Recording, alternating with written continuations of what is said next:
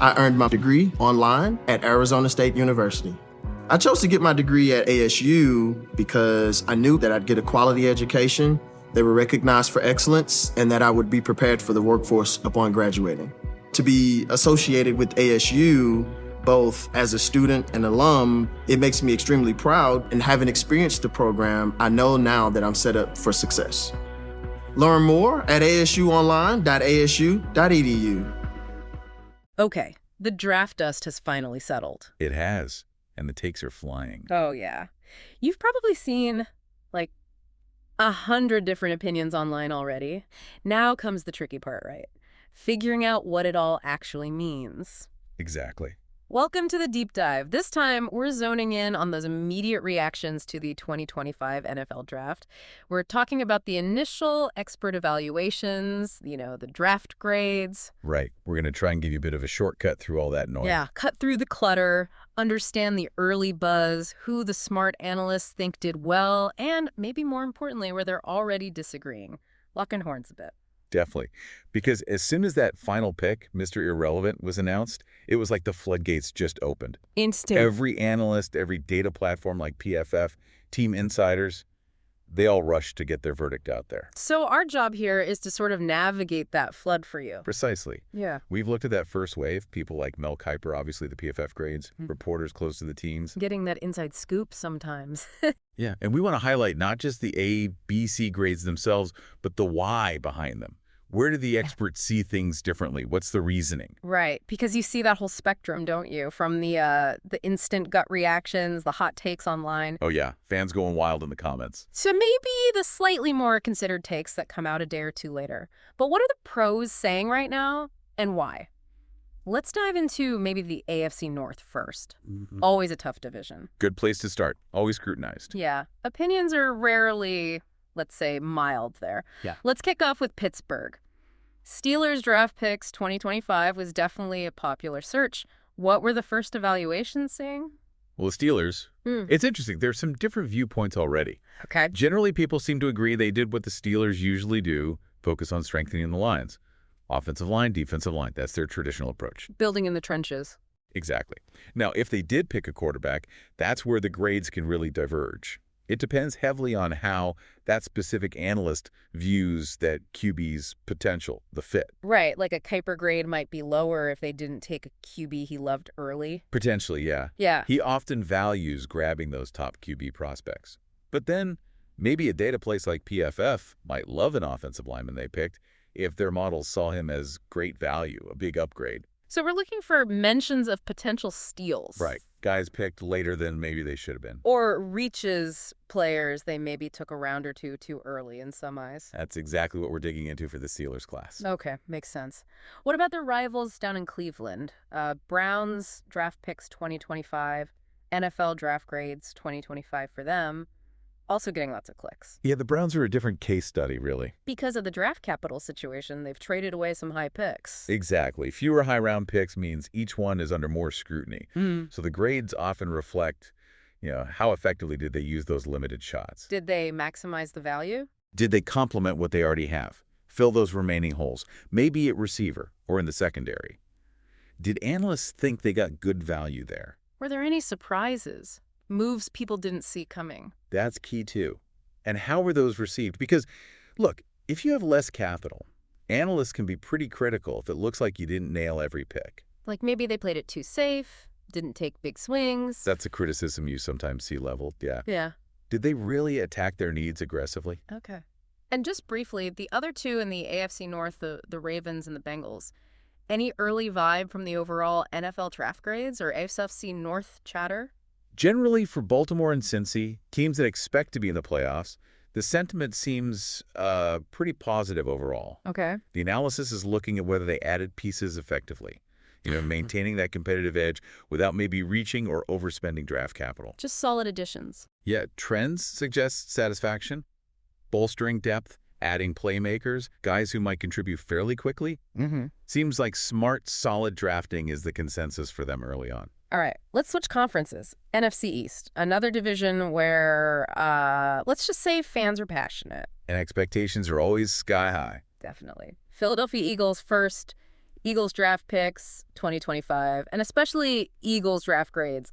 Those terms are popping up a lot. What's the story there? Well, with Philly, a lot of the grade focus seems to be on defense. Yeah. That was the big question mark coming in for many. Makes sense. They needed help there.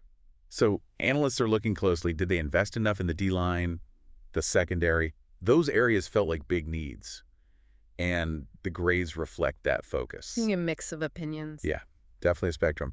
Some more critical evaluations might say, hey, they missed out on some higher-rated defensive guys who were still on the board when they picked. Okay. But then the more positive grades might highlight value they found later, or maybe a smart trade they made. You want to look for grades that are consistently strong or weak across different analysts. That usually tells you something. Good point. And their big rivals, the Dallas Cowboys. Always a lightning rod. Searches for Cowboys draft picks 2025, Dallas Cowboys draft picks, and just general draft grades for them. It's always huge. Oh, yeah. The Cowboys draft generates clicks, that's for sure. And debate. So what are the early evaluations saying? How did the experts feel Jerry and company did? It seems like a bit of a mixed bag, honestly. Which isn't that unusual for Dallas, right? No. Pretty standard. Some analysts are definitely praising the moves to fix that offensive line. That was a worry last year, seeing those picks as, solid foundational moves. But others are maybe a bit skeptical about defensive picks or questioning the value they got at certain spots. Did they reach? Always the question with Dallas picks sometimes. They can be polarizing. Very. You might see a secondary pick that one analyst loved, sees upside, playmaking, while another just thinks, whoa, that was way too early based on my board. That kind of thing. Okay. And rounding out the NFC East, the New York Giants. Based on NFL draft grades and searches like Giants draft picks 2025, what's the initial buzz there?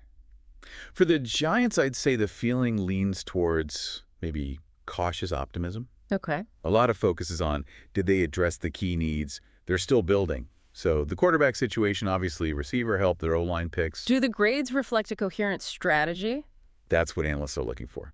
Does it look like there's a long-term plan in how they're building this roster? Do the talent levels match the draft slots? That's shaping the early grades. Gotcha. So let's zoom out a bit from the teams. What broader themes or lingering questions are popping up from these first takes? We saw tons of searches for NFL Draft Round 2. People definitely kept watching after night one. Oh, absolutely. Did the overall grades change much after those big first-round splashes? That's a really good point. Because while round one gets the headlines and those instant grades, the evaluation definitely keeps evolving. Right. Teams that nail their picks in NFL Draft Round 2, or even find gems on NFL Draft Day 2 and NFL Draft Day 3, they can see their overall grade shoot up. Makes sense. It's the whole class. Exactly. And the reverse is true, too. A great first round can be undermined if the later picks look like reaches or don't fill needs. It's about the complete haul. We also saw a lot of interest in the QB draft class 2025. Specific searches, too, like Travis Hunter draft, though he's unique, but also Dylan Gabriel draft, Cam Ward NFL draft. Right. Did the grades for the teams who took those guys reflect how analysts saw that pick's value or potential? Oh, definitely. Quarterback moves the needle like no other position. For sure. So drafting one, especially somewhat early, massively impacts a team's grade. If an analyst thinks a team got a potential franchise guy, big boost. And if they think it was a reach. Or maybe a lower ceiling developmental guy? Then it can drag the grade down, absolutely. For guys like Hunter, with that two-way potential, or QBs like Gabriel or Ward, it really depends on the fit, the scheme, the expected role. And the draft slot, I guess. Yeah. A later round QB might be seen as a smart, low-risk flyer that actually helps the value grade. Interesting. And it's always fascinating to see how the actual draft lines up with the, million NFL mock drafts beforehand. Yeah, mock draft season never ends. When teams go way off script from those mocks, how does that usually play into these initial grades? Does it make analysts harsher? It can, initially. When there are big surprises, teams going completely against the consensus mock. Yeah, it can lead to more critical first reaction grades. Because the analysts had player X rated higher. Exactly. They have their own boards, their own evaluations. If a team passes on their higher rated guy for someone else, the gut reaction might be negative. But you have to remember. You absolutely have to remember that teams have way more information. Their own scouting, medicals, interviews, scheme fit, things the mocks just can't fully capture. Sometimes those wait-what picks turn out brilliant later, even if they got panned initially. Good reminder. And just the sheer volume of searches for stuff like NFL Draft Day 2, NFL Draft Day 3, and people using tools like the SBN Draft Tracker or checking NFL.draft and Yahoo Sports. It shows this isn't just a one-night event for fans either. No way. It's a multi-day obsession for a lot of people. The draft is a process, and the story keeps changing pick by pick, day by day. Those trackers let everyone follow along and keep forming opinions way beyond the first round. So as we're wading through all this initial analysis, these draft grades so far, it's important to remember who's doing the grading right. Crucial point. Guys like Mel Kiper, he's an institution. His opinion carries weight, obviously. But different analysts have different methods. Totally different approaches sometimes. You take someone like Kuiper, more traditional scouting background, might prioritize certain traits or positions. Compared to, say, PFF, which is heavily data-driven. Advanced stats, performance metrics, that's their bread and butter. And then you have the team beat writers. Right, who are embedded. They understand the team's specific needs, maybe the coaching staff preferences, in a way others don't. Their grades might reflect that inside knowledge. So to get the full picture, you really need to look at a few different sources. I think so. You need to consume a variety of perspectives, understand the different lenses these draft grades so far are viewed through. Absolutely, because these initial grades, they're really just the first impression, a snapshot after a huge, complex weekend. Exactly right.